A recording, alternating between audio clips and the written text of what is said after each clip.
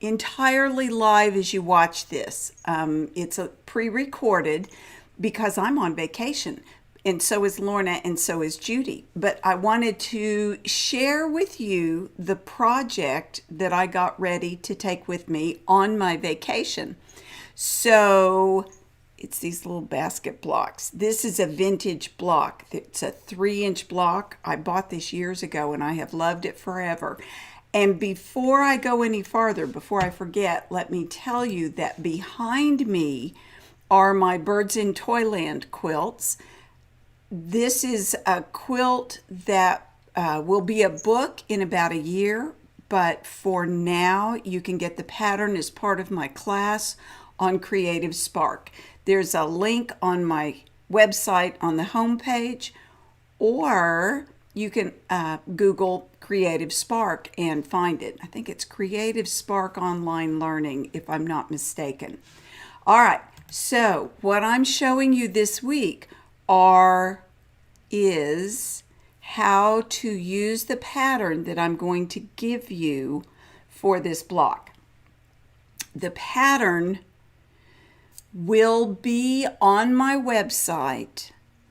Go to Shop, Books and Patterns, Free Pattern, and then it's a single page PDF, nothing fancy, just it. The next page you're going to see is what you're going to get.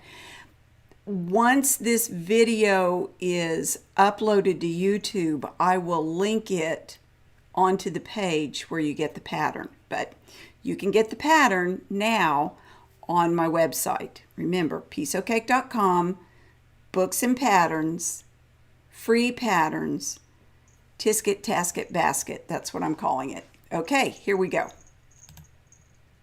I recommend that you print the pattern twice.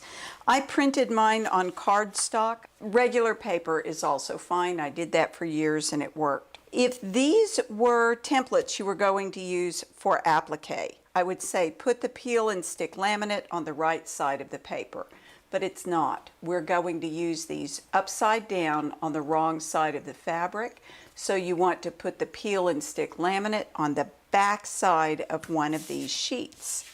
Take your laminate, peel the backing off, take your paper, and remember we want the plastic on the wrong side because of the way we're going to use the templates. Cup the paper in the center, set it down and down. I'm going to begin by trimming away some of this excess. I forgot to say, but double check the 1-inch square with a ruler to make sure your paper printed the correct size. In your printer, always print at actual size. The only thing that's different between the baskets on the left and the baskets on the right is the angle of the handle. I'm opting for the shorter, rounder handle, so I'm going to ignore that. But know that all the rest of the templates, besides the handle, are exactly the same. The basket without the dashed line in the handle is the one that you want to cut out completely. Use good paper scissors and cut right down the center of those lines. And that's true for all of the shapes. So on the outside of the square, you have to make yourself really cut down the center of the line. When you're cutting the shapes apart, it's easier to make yourself cut right down the center of the line because you're cutting out the shapes on both sides. Cut away the excess from the outside, then cut number 8 free and cut number 1 free. Shape number 2 is not exactly an actual shape, at least not the way I'm doing this block. If you wanted to cut the handle out and applique it down, you could. I'm not doing mine that way. I'm going to separate 5 and 6 and 3 and 4. So there's 3 triangles plus the handle for the basket. The other shapes are background fabric. On the other square, cut off triangle number 1. And now trim away the center of the basket handle along that dashed line. What I'm doing is making a template so that I can trace the center of the basket handle onto the front side of the number 1 triangle, and that will make it easier for me to place a strip of bias to sew down for the basket handle. Okay, so that made sense, right? Or it will when you see it. One thing I didn't elaborate on in the video was the peel and stick laminate. It's a product I have used for years and years and years and years and years. It's an office supply product that mimics lamination, and you peel the sheet off and you stick it on your template, and whether it's paper or cardstock, it adds a little rigidity to the paper base. Okay, so your templates are cut. Next, you've got to mark your fabric. In my quilt, I'm going to use really lightweight fabrics as much as I can, because these hand piecing pieces are pretty small and tiny, and a really heavy fabric doesn't work as well as something a little lighter weight. Cut a strip that is about 6 inches long. It's more than you need, but about 6 inches long and 3/4 of an inch wide for the basket handle. Take your fabric for the basket and place the body of the basket, number 7, right side down, like that, because that's the bias edge where I cut off the strip. And then I want to place 4 and 6 on here so that their long edges are also on the bias. Leave yourself plenty of seam allowance, more than 1/4 of an inch. It's easier to hand piece this with extra seam allowance. You can trim down after you've sewn the pieces together.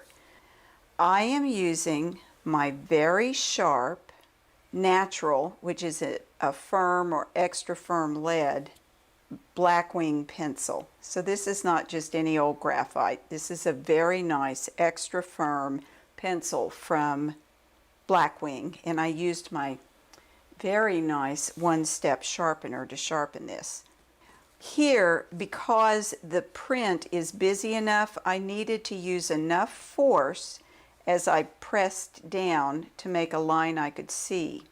Notice I am on my sandboard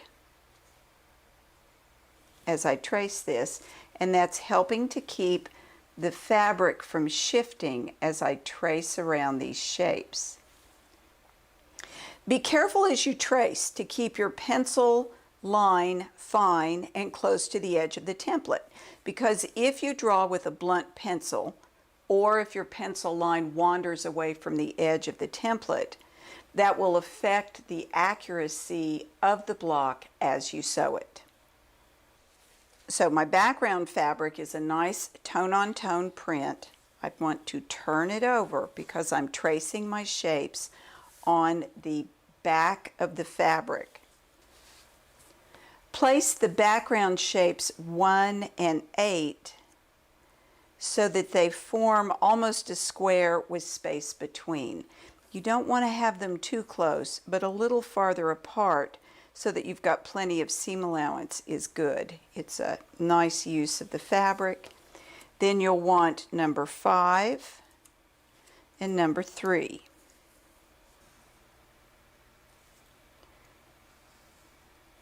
Now I can see the line better here, and I made that line really almost too dark. On a light fabric, you don't have to use quite that much pressure.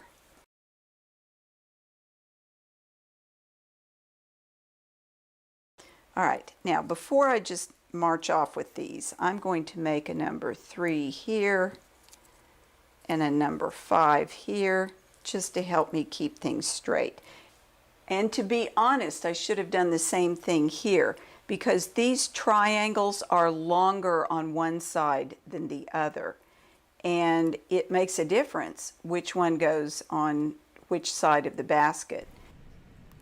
Okay, so the tip about writing the numbers down in the seam allowance of those shapes, that's a good one because otherwise you'll lose track of what's what. You're going to notice from here on in, there are some places in the video where I like speed it up real fast and there's not always talking. And you might notice sometimes people fill that space with elevator music. I didn't. I don't like it. So if it gets really quiet and my hands are moving fast, I give you permission and encouragement to hum a little tune while you're watching. I can't remember which video has more of that, but it could be the next one. Okay, so once you get your pieces traced, you have to cut them out. I like to use my professional scissors to cut the fabric out. These are the longer pair. They're 6-inch, I think, maybe a little more, maybe a little less. I can't remember the exact measurement. I just know these are the scissors I pick up for this kind of cutting. They're serrated. When you cut with serrated scissors, always cut with this serrated blade on top. On these two shapes, 1 and 8, do not separate them at this time. And in fact, leave the seam allowance to the outside of these shapes, even a little bigger than you already were.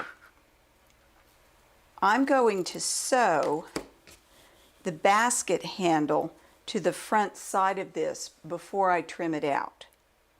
But I need to know where to put the basket handle because when you look at the front side, you can't tell where it is. And if you draw these lines on the front, when you piece the block together, it can show. I'm going to make a slightly darker mark at each of those corners and turn it over. And I can see where those dots are. I'm going to place this here, and you will notice right away that the dots are a little bit away from each one of those points. And it's because the template is right size. When I traced around the outside of the template, the line falls outside of that. So here, I'm going to go inside and mark the center line of my basket handle, and I'm going to give myself just a little mark there so I know the beginning and end. Leave 1 and 8 together. I still need to trim away the excess fabric from number 3, and I want to trim out my 3 basket triangles. I'll do that and then I'll be back. Okay, when you trim away, I can't remember if I say this in the next video or not. I may not have. When you trim, leaving a seam allowance, I said bigger. Now, you don't want a 1/2 inch out there. That's too big. You don't even really want 3/8 of an inch. You definitely want more than 1/4 inch, but not 3/8 of an inch. Pay attention to the weight of your fabric, how much it might fray, take all these things into consideration, and then make a block, see how it's handling, and then judge your the seam allowance that's going to work best for you from that. All right, next up, there's more. Here we go, there's more. I'm going to prepare this length of bias by pressing each side under. What I have found is it's easier to dampen the strip now rather than use steam. I am not a starcher, so that's just water that I used there. And I got my fabric pretty wet, almost wetter than I intended. I've got my iron really hot. So I've pressed one side. Now I'm going to turn it and do the other side without burning my fingers.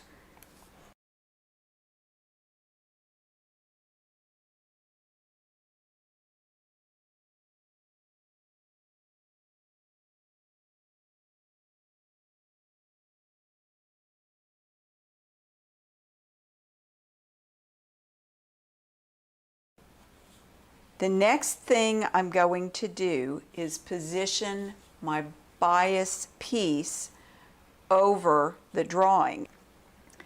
I'm positioning the handle on here so that I have, half an inch or so of handle beyond the base of the line.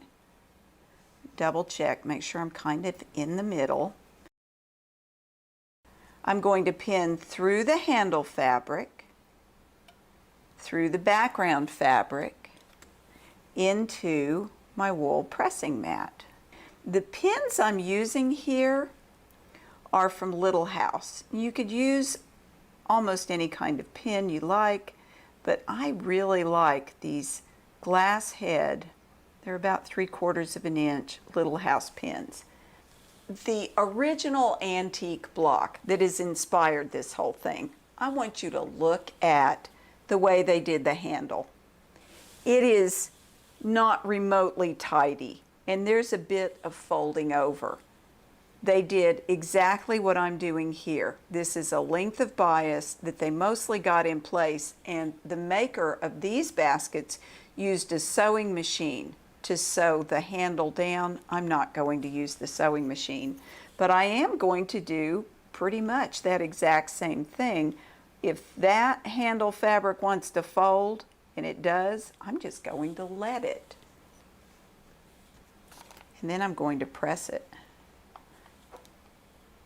I'm right here on the ironing board and my iron is hot. Why not?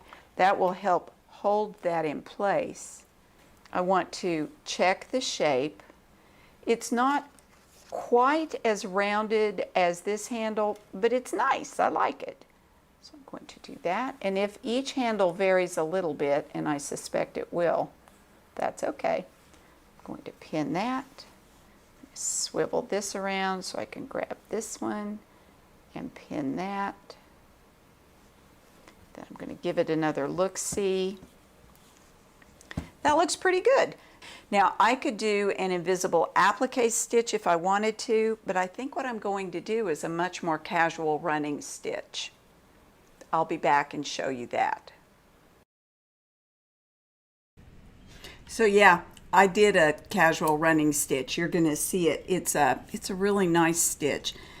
In fact, if you know our book, Applique with Attitude, it's that stitch. Okay, so I'm just going to keep moving forward. Usually I hand piece with a number 9 tulip piecing needle, but I happened to pick up the number 9 bow and crewel needle that I use for so many things, and I really like it for this, so that's the needle I'm using in this project, at least for now. So I've threaded my needle. I'm going to bring the long end of the thread up. This is a basic knot. I'm pointing the tail of thread up, but I'm only going to wrap this once around because this is a pretty thick thread. 2 wraps is overkill. 1 wrap is plenty.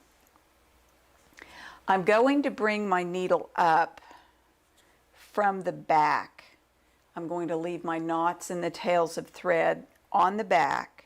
If my thread was dark and might shadow through when it comes time to layer and quilt this, then I might handle this a different way.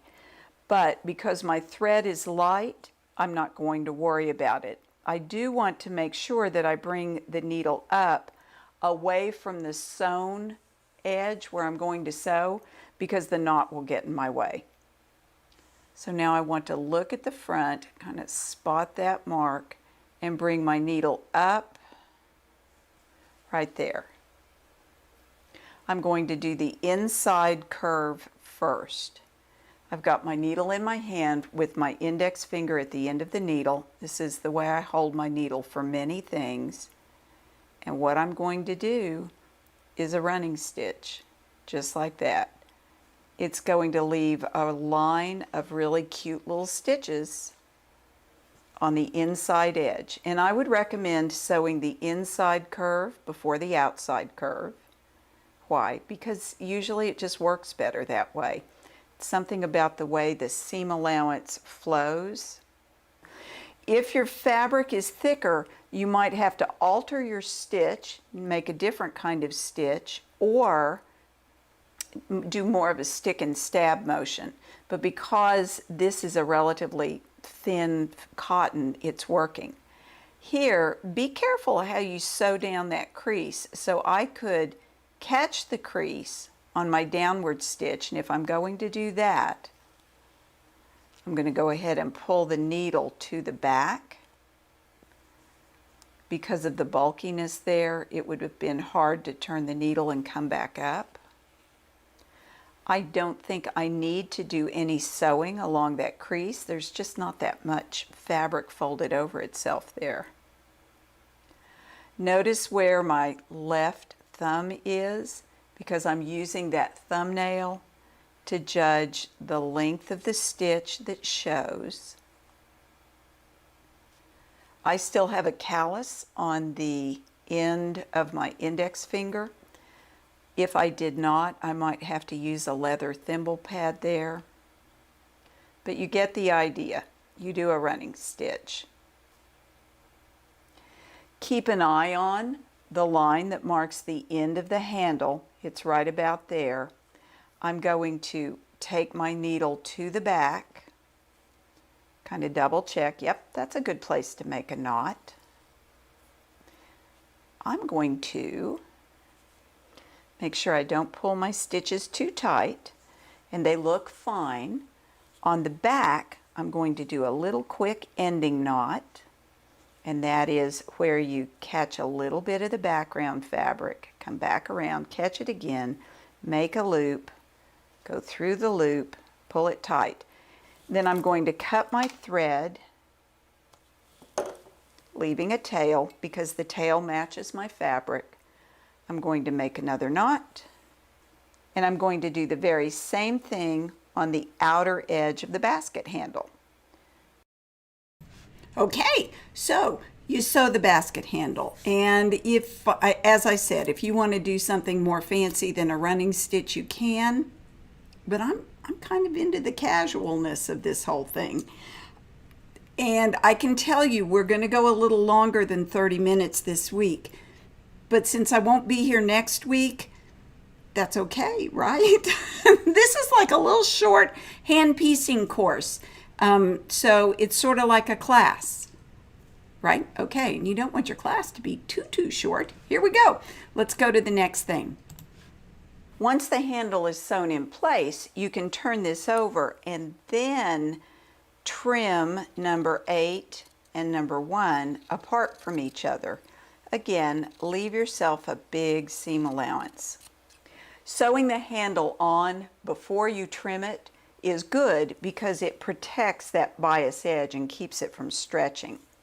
The next thing I like to do is compare the original drawing to the shapes that I have cut out, because it's easy to get that number 5 and number 3 and 4 and 6 kind of flipped around. So your other page that has all the patterns on it, you can either keep as a whole page, or you can do what I did and cut out one of the blocks just to keep with your templates so that it's a map when you're putting these things together. Remember that the right side of the drawing corresponds to the right side of the fabric because you used your templates upside down. So this is shape number 3. It fits here. This is number 5. This is triangle number 6. And if I turn it right side up, I can tell it goes like that. And the same thing here. This must be number 4. And for it to fit, it pretty much has to go like that. I can turn these right sides together. Use positioning pins to get the points on your shapes to match. It helps to remember that it's the inside of that pencil point that is going to match the inside of the pencil point on the corresponding shape. Because you remember, you traced around the template and the pencil falls outside of that. Get that nice and lined up, and then I'm going to use a third pin to pin that down. I'm using the same thread. I have a single knot at the end of my thread. I want to begin stitching just a tiny little bit away from the end. And you know that running stitch? It's exactly the same. So I'm going to make, notice here what I'm doing with this finger, I'm tensing it up. Relax your index finger. Small stitches.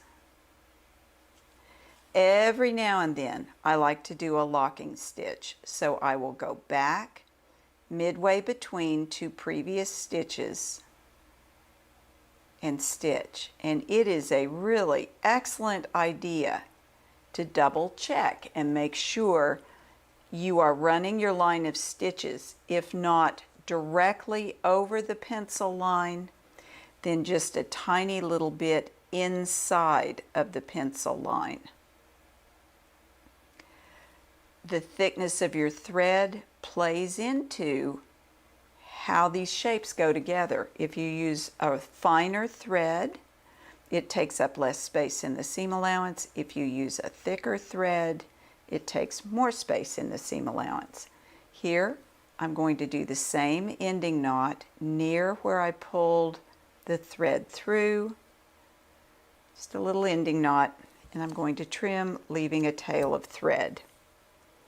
Once I get this sewn, I'll take out the pin and trim away the seam allowance, leaving something like 1/4 of an inch. Maybe a slightly scant 1/4 of an inch, but not too scant. And then you can turn this over, and if you like, use a wooden pressing tool to press that down. And I'm doing that against my wool mat. Often I'm working against my sandboard, so I get a deeper crease. Okay, so one of the things I'm not sure I mentioned, but the thread I'm using is Aurifil's 28 weight thread. And I know some people like to hand piece with a finer thread, like the same thread you applique with, say a 50 weight, and they are finer, and they're nice and they're strong, those finer threads. But there's something about the strength of that thread in there that makes me very happy. I like it better. So that's what I use. You could use, if you didn't want to go as light as a 40 weight thread, but the 28 weight is too close to a 30 weight for your taste, you could look at your 40 weight threads. They would maybe be a good choice. You've got choices, but I do like the 38 weight from Aurifil. Okay, now there's more sewing, and this is one where I think there's a little more of the speeded up with no sound, where you get to hum to yourself again or sing a song. Next up is sewing this to this side and this to this side of the basket. Place that right sides together. It probably makes sense to sew from the more complex side rather than from the basket side, because you're going to be maneuvering that seam allowance back and forth so it doesn't get sewn down. Get this lined up, and then check the center. push that through, and I'm on the line, which is kind of a miracle, but I am. I'm going to pin here. I want that seam allowance to move freely. That's lined up, so I can take that pin out and put it there. And that is lined up. I will put that pin there. It doesn't take much thread to sew this block. It's really small, and you're using a single thickness of thread. I don't know if I said that, so I'm not doubling my thread. I'm going to do exactly the same thing down this side. Hand sewing, always 2 shapes together at once. Turn it over and double check the other side. Make sure you're on the line. Remove pins as they are in your way. Shift the seam allowances out of your way as you get to them. Don't pull your stitches too tight. Make sure I sew all the way up to that seam. Put my needle through, flip the seam, come through there. There it is, and begin again. You will notice that the seam allowances at the raw edges are not lining up because I cut these by eye and I cut them big. When I finish sewing this side, I will trim off and tidy up the outer edge, and then they will match. Once you get that sewn, you can trim away the excess fabric. I want to turn that seam allowance toward the basket. That is a long bias edge. This is a bias edge. I want to treat this very gently, so I am not at this time going to go after it with my pressing tool. Look at how this fits. Turn it right sides together. Match your points. Do the same thing on the second side of the basket. So there's a lot of detail, right? You might have thought at the beginning, well, she'll just show me how to make this stitch once. But the thing is, the more of these pieces you sew together, the more things crop up that you might need to know. So, for example, in the next one, there's more to know, and it's more speeded up sewing. So here we go. I'm gonna hit go and show you the next part. The next thing to sew on is the number 1 shape with the basket handle that's been appliqued to it. That edge is bias, this edge is bias. So you want to handle this carefully.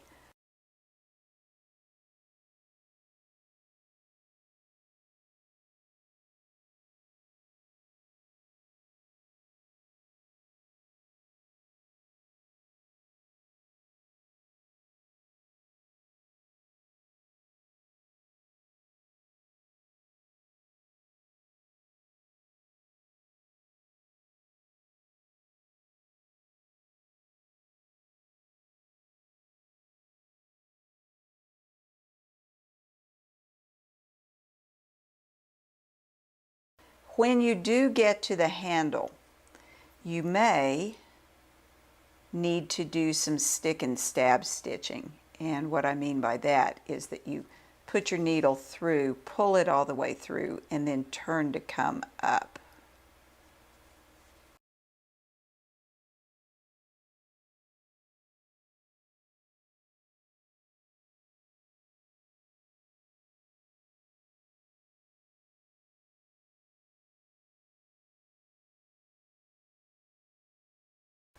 And trim away the excess seam allowance.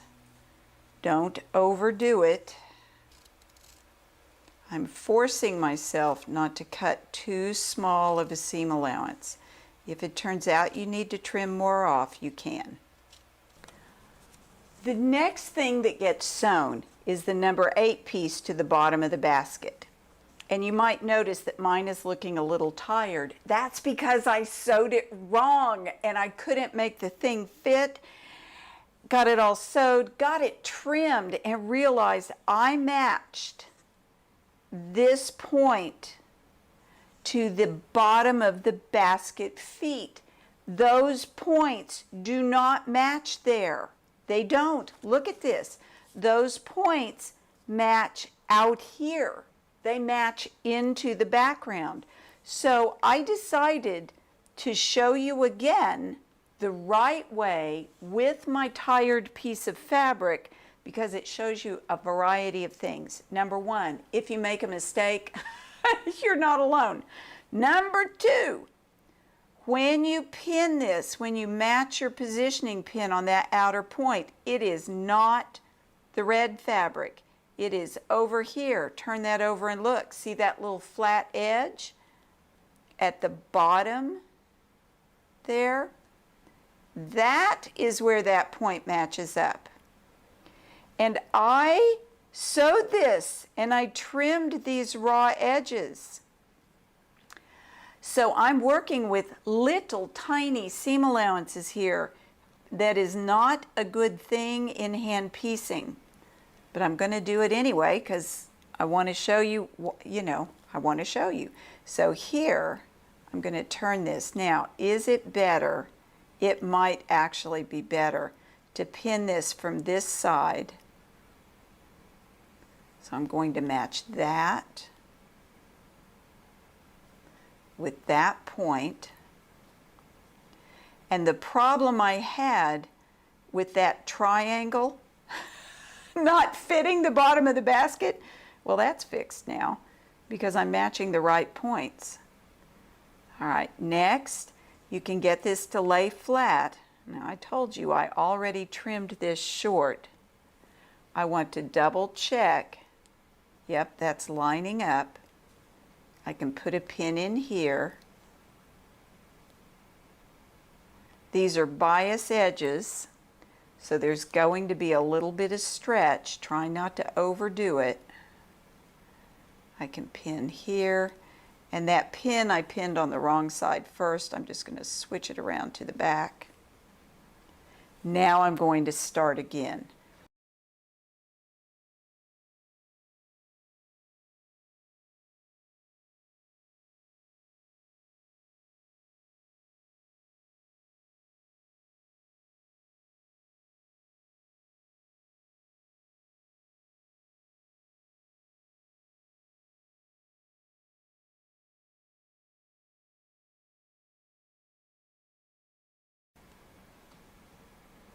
And I will continue sewing to the far end, ending up on that little flat piece of background fabric beyond the point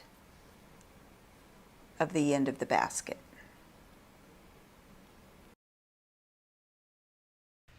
Okay, I gotta say, number one, I wish I could sew that fast. Don't you wish you could sew that fast? And number two, it is kind of interesting to watch my hands going crazy and my voice being nice and calm. It's unusual. Okay, so one last short video. Once you finish your basket, turn it over with the seam side up. Look at your seam allowances. Fold them in the direction where they will lay the flattest. And there is going to be bulkiness. There just is. There's no way around it. I'm going to look at this and see where I might have fabric shadowing through. So for example, that needs to get trimmed away. That edge probably needs to get trimmed. And that little dog ear.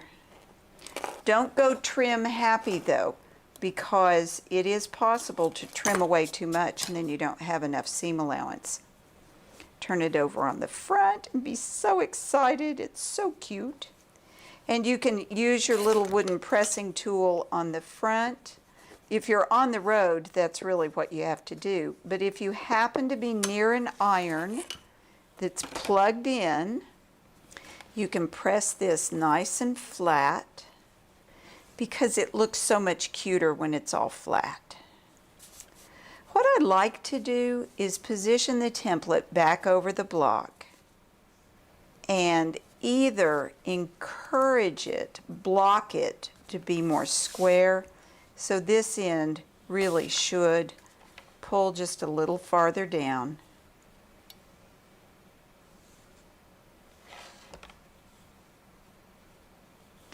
I could spritz this a little bit.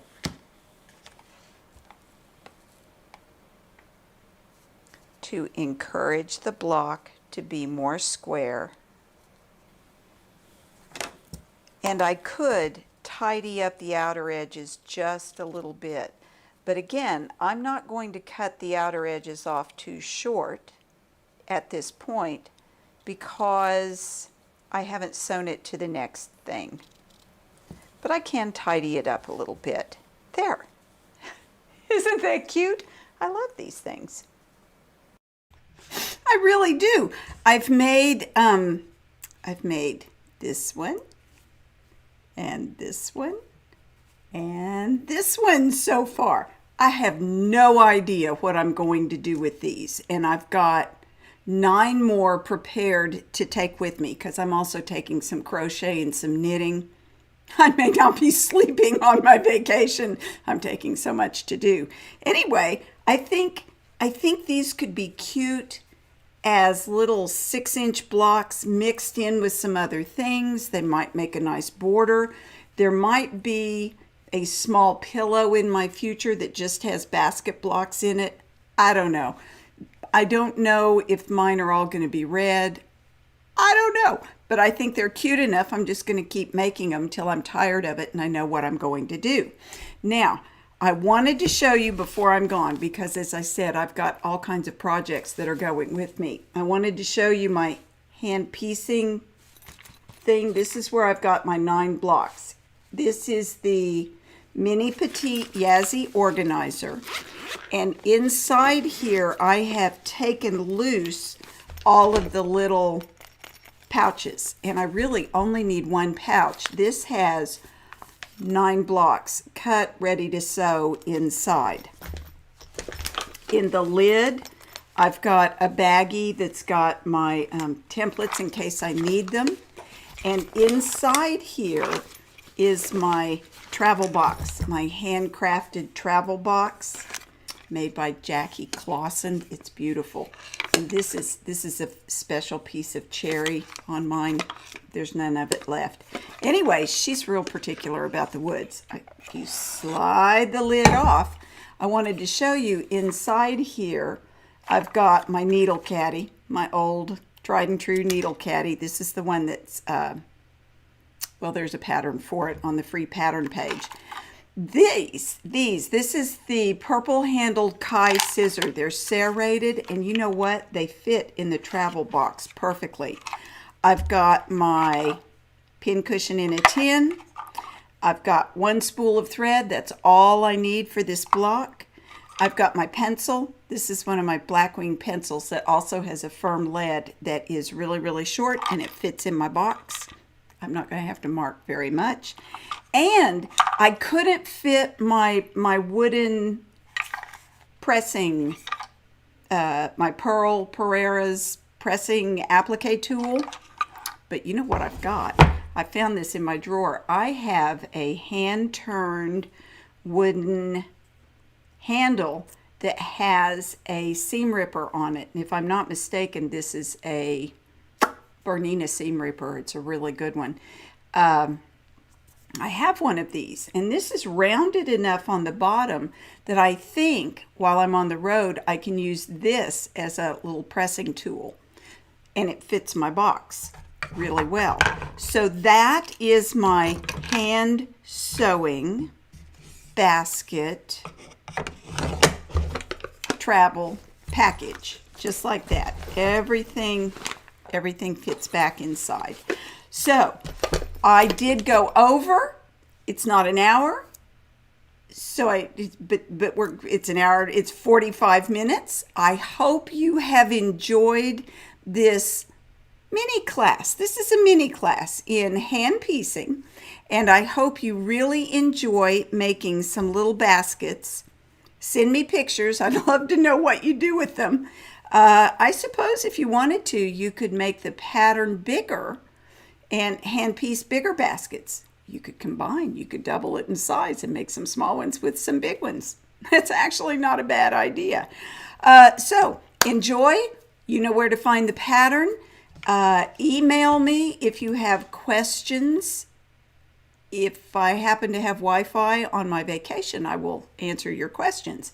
Otherwise, it'll be when I get back. If you have topics you would like me to cover on timeout, let me know. You can find me. No, you are not going to see me next week. Next week is right around, it's just after the 4th of July. I'm not recording. I'm not going to be live next week, but I would suggest that you can go back and watch any of the timeouts that I've already recorded. So I will see you again in 2 weeks. And until then, may you have many happy stitches. Thanks for watching.